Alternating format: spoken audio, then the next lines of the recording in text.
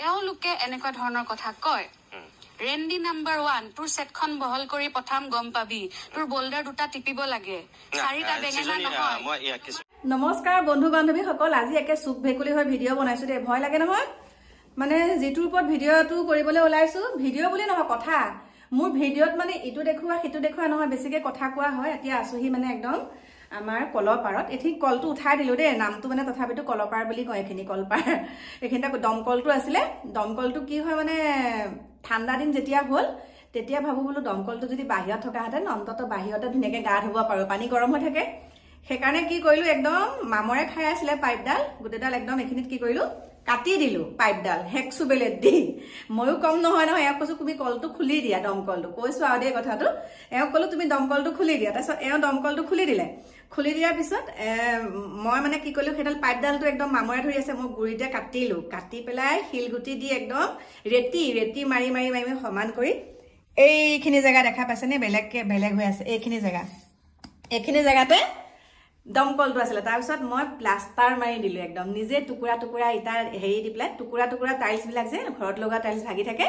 এইখিনি মই নিজে কৰিছো এই কলপাৰখন আপোনালোকে হয়তো বিশ্বাস নকৰিব এইখিনি মই নিজে কৰিছো তাৰমানে মিস্ত্ৰী লাগি আছিলে ঘৰত তেতিয়া মই জোৰ পৰা আমি টাইলছ আনো তেওঁলোকৰ মানে বাৰান্দাত তেনেকে পাৰি থৈছিল আৰু দোকানৰ বাৰান্দাত তাৰপিছতে মই সুধিলো আৰু মিস্ত্ৰী ককাই কিটাই মানে কৈছে এনেকে লগাব লাগে তাৰপিছতে বোলো নাই মই নিজে লগাব পাৰিম তাৰপিছত লগাই দিলো এইখিনি আৰু ভাল লাগে এইখিনি মোৰ তাৰপিছতে সেই তেতিয়াৰ পৰা এইখিনি কলপাৰ বুলি কওঁ কিন্তু কলপাৰ নহয় আৰু আমাৰ ইয়াৰ যেহেতুকে বাথৰুমটো হেতু আছে আৰু সৰু সুৰাকে এনেকে বনালোই আৰু আগতেই ন এতিয়া এইবিলাক ভাঙিবলৈ কৰিবলৈ নাই তেতিয়াই বনোৱা এতিয়া মেইন কথাটোলে আহো গল কথা গল এতিয়া কাপোৰ কেইটামান ধুবলৈ লৈছো আজি মেচিনত নধু আজি মেচিনত এইবিলাক বিছনা চাদৰ আপোনালোকে জানে আৰু মই বেডশিট বিলাক খলাই পাৰি থাকো মানে অকনমান হেৰি হলে মানে অশান্তি লাগে খুব বেছি এদিন বা দুদিন পাৰিব পাৰো এতিয়া ধুবলৈ লৈছো আৰু অকনমান মানে মুখত কিবা কিবি খানিম যে সেইকাৰণে ইয়াতে বোলো নাই কাম ইয়াতে খানিম যেতিয়া ইয়াতে ভিডিঅ'টো মানে ইয়াতে কথা কিটা কওঁ মেইন কথাটো হৈছে আপোনালোকক মই আজি কেইদিনমানৰ আগত এটা বিহুৰ ওপৰত ভিডিঅ' দিছিলো আৰু বহুতে ভয় কৰে বিহুটোৰ ওপৰত মাতিবলৈ মৌ বিহু ইমান একে অশালীন দে ইমান অশালীন মানে পৰ্ন ভিডিঅ' টাইপত মই কৈ দিছো আৰু কথাটো খুলিকে হ'ব পাৰে তেওঁ মানে শক্তিশালী আৰক্ষী বিষয়া প্ৰাক্তন কিন্তু প্ৰাক্তন আৰক্ষী বিষয়া গৰাকীৰ জীয়ৰী কিন্তু আমিতো সঁচা কথাটো কবই লাগিব ৰাইজৰ মাজলৈ যেতিয়া তেনেকুৱা বিহুৰ নামত অশ্লীলতা আনিব তেতিয়া পিছৰ চামেওটো বনাবলৈ সুবিধা পাব যদি আমি একো মাত নামাতো সেইটোৰ ওপৰত মই ভিডিঅ' দিলো কিন্তু কৃষ্ণ প্ৰভু আপোনালোকে বাৰু কিমানখিনি বিশ্বাস কৰিব পাৰে এতিয়া ধৰক আমাকে বহুত এশৰ ভিতৰত ধৰক 98% ভাল কমেন্ট দিয়ে তাৰ ভিতৰতে কমেন্ট বেয়া থাকিবই আৰু দিয়ে আৰু উল্টা পুল্টাকে কিন্তু সেই কমেন্ট কিটা যেনেকুৱা ধৰণৰ শব্দ কয় সেই শব্দ কিটা আমাক বাৰু তেনেকুৱা অশ্লীলতা শব্দ কোৱা নাই দেই সঁচা কথা কৈছো যেনেকুৱা ধৰণৰ ধৰক অশ্লীলতা শব্দ কয় সেই শব্দ কিটা যদি মই আপোনালোকৰ আগত কৈ দিওঁ তেতিয়াহলে আপোনালোকেতো মোক বেয়া বুলিয়ে ভাবিব ন মানে অইন কথা নহয় আমাৰ মুখত সেইবিলাক শব্দ নোলায় ঠিক আছে তোমাক কোনোবাই বেয়াকে কমেন্ট কৰিছে তোমাক বহুত বেয়াকে কৈছে তুমি ক'ব লাগে যে মোক বহুত বেয়াকে কৈছে এনেকুৱা কথা কিন্তু সেই যিকেইটা শব্দ কৈছে সেই শব্দ কিটাকে ইমান এটা ডাঙৰ ষ্টুডিঅ মজিয়া অভিমতহেন ইমান এটা ডাঙৰ সাক্ষাৎকাৰ অনুষ্ঠানত দেই ইমান এটা ডাঙৰ অনুষ্ঠানত সেই শব্দ কিটা কৈছে সঁচাকে বৰ লজ্জাবোধ কৰিছো দেই বহুত বেয়া লাগিছে আৰু আমি আশা কৰা নাছিলো তেওঁ মুখত যে সেই শব্দ কিটা তেওঁ তাত ব্যৱহাৰ কৰিব পাৰিব বুলি আমি সপোনতো মানে ভবা নাছিলো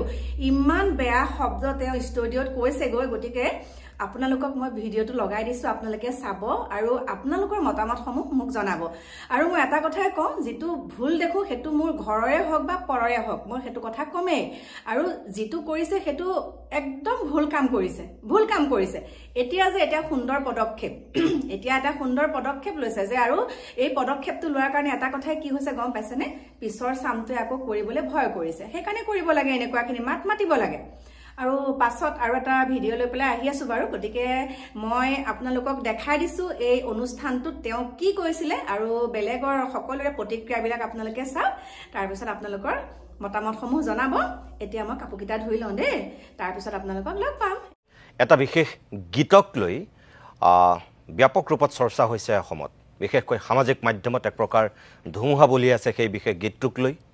আৰু সেই গীতটোৰ সন্দৰ্ভতে আজি অকণমান আমি কথা পাতিম এই কাৰণেই যে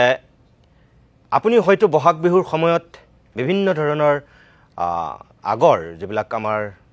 কিছুমান শব্দ আছিল বিহুৰ লগত জড়িত তেনেকুৱা কিছু শব্দ শুনিছিল যেনেকৈ জেং বিহু যেনেকৈ ৰাতি বিহু গাভৰু বিহু সাত বিহুৰ বাহিৰেও এই বিহুবিলাকৰ নাম শুনিছিলে কিন্তু এইবাৰ প্ৰথমবাৰৰ কাৰণে অসমত এটা নাম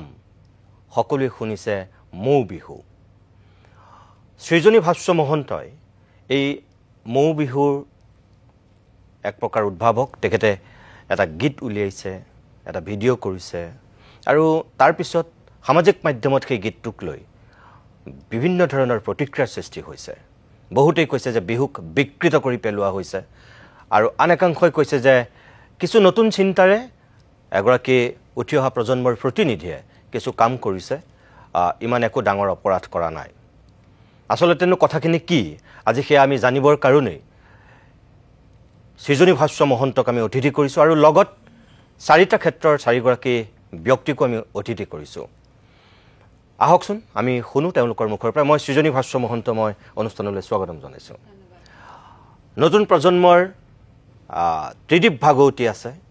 মই গৱেষক ছাত্ৰ এতিয়া ত্ৰিদীপক অনুষ্ঠানলৈ স্বাগতম জনাইছোঁ আন এগৰাকী গীতিকাৰ সুৰকাৰ গায়ক আৰু ছবিৰ লগত জড়িত ৰাহুল গৌতম শৰ্মা আছে ৰাহুল গৌতম শৰ্মা দিল্লীৰ পৰা আমাৰ এই অনুষ্ঠানৰ অতিথি মই ৰাহুল গৌতমক অনুষ্ঠানলৈ স্বাগতম জনাই লৈছোঁ তাৰ বাহিৰে এগৰাকী অভিনেতা সাংস্কৃতিক কৰ্মী আৰু বিহুৰ লগত প্ৰত্যক্ষভাৱে জড়িত বৈকুণ্ঠ প্ৰিন্স মই বৈকুণ্ঠ প্ৰিন্সকো স্বাগতম জনাইছোঁ আৰু আছে বিহু বিশেষজ্ঞ মোটামুটি সাংস্কৃতিক এগৰাকী কৰ্মী আৰু তেখেতে বিহুৰ কৰ্মশালাও কৰে বিহু শিকায় বিহু পুৰণি বিহুবিলাক খুব সুন্দৰকৈ গাই বিলাই আছে ৰশ্মিৰেখা শইকীয়া বাইদেউ গোলাঘাটৰ পৰা আছে মই ৰশ্মিৰেখা বাইদেউক অনুষ্ঠানলৈ স্বাগতম জনাইছোঁ প্ৰথমতে মই ৰশ্মিৰেখা শইকীয়া মই আপোনাৰ কাষলৈকে যাব বিচাৰিছোঁ আপুনি এগৰাকী লোকসংগীতৰ শিল্পী আপুনি বিহু নিজে গায় আনকো আপুনি শিকায় মোৰ প্ৰথম প্ৰশ্নটো আপোনাৰ প্ৰতি যে আপুনি মৌ বিহু আপুনি কেতিয়াবা দেখিছিলেনে শুনিছিলেনে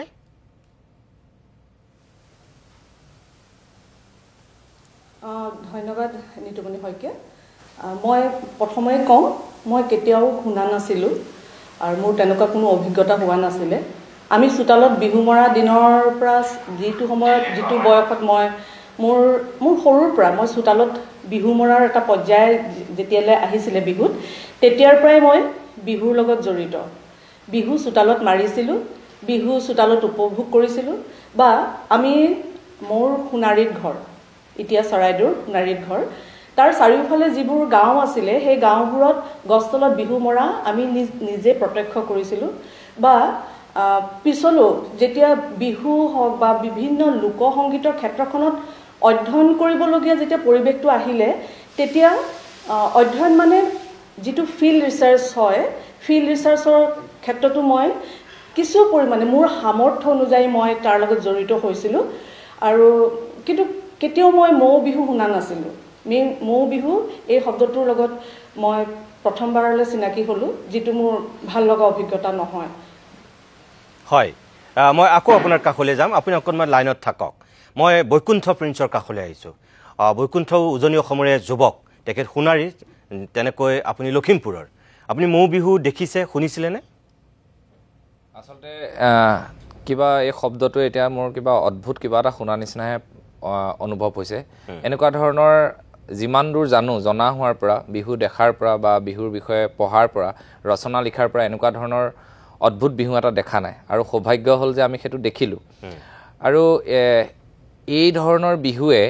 মই ভাবোঁ গোটেই বিহু শব্দটোক বা বিহুৰ যিটো সক্ৰিয়তা আছিল বা অসমীয়া সমাজ জীৱনৰ যিটো সাংস্কৃতিক পথাৰখনৰ যি সৌন্দৰ্যতা সেই সৌন্দৰ্যতাক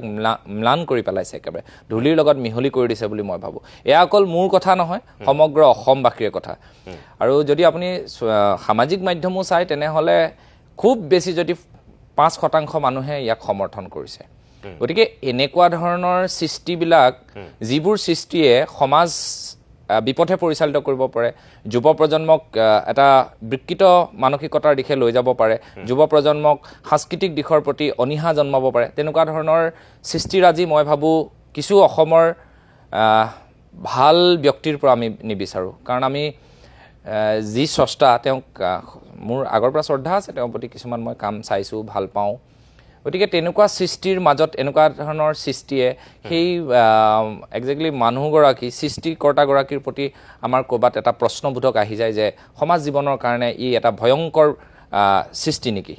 গতিকে মই বিনম্ৰতাৰে ক'ম এই সৃষ্টিয়ে যাতে এনেকুৱা ধৰণৰ হয়তো তেখেতৰ কিবা মত থাকিবও পাৰে আমি শুনিম এতিয়ালৈকে শুনা নাই তাৰপিছত আমি যুক্তি আগবঢ়াম কিন্তু মই ভাবোঁ যে এনেকুৱা ধৰণৰ সৃষ্টি যাতে ভৱিষ্যতে নহয় ঠিক আছে মই ধন্যবাদ জনাইছোঁ ৰাহুল গৌতম শৰ্মা মই দিল্লীৰ পৰা যিহেতু আমাৰ অনুষ্ঠানৰ অতিথি হৈছে ৰাহুল গৌতম শৰ্মাৰ কাষলৈ গৈছোঁ ৰাহুল তুমি যিহেতু গীত লিখা গীত গোৱা বা তুমি কালচাৰেল দিশটোৰ লগত তুমি প্ৰত্যক্ষভাৱে জড়িত ছবি কেইবাখনো ছবিৰ লগত জড়িত হৈ আছা সংগীত সজাইছা এই যে মৌ বিহু এতিয়া আমি শুনিছোঁ দুগৰাকীকৈ ব্যক্তিয়ে কৈছে তেখেতসকলে দেখাও নাছিল শুনাও নাছিল মৌ বিহু তুমি দেখিছিলা শুনিছিলানে না প্ৰথম সেই মৌ বিহু আমি দেখিছিলোঁ নে শুনিছিলোঁ সেই প্ৰশ্নটো এইকাৰণে বৰ এটা যুক্তিসংগত যে নালাগে যে মৌ বিহু সৃজনী ভাস্ব মহন্তৰ এটা সৃষ্টিশীল এটা প্ৰচেষ্টা এইটো অসমৰ থলুৱা লোক সংস্কৃতি নহয় এটা হ'ল লেতেৰা গালি সপনি পাইছোঁ যিসকলে মোক অশ্লীল কৈ আছে আৰু মোৰ কামবিলাকক অশ্লীল কৈ আছে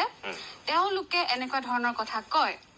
ৰেন্ডি নাম্বাৰ 1 তোৰ সেটখন বহল কৰি পঠাম গম পাবি তোৰ বোল্ডাৰ দুটা টিপিব লাগে চাৰিটা বেঙেনা নহয় মই কিছুমান কথা ইয়াত 10টা বেঙেনা সোমাব এটা কথা সৃজনী মই এটা কথা অনুৰোধ কৰিম যে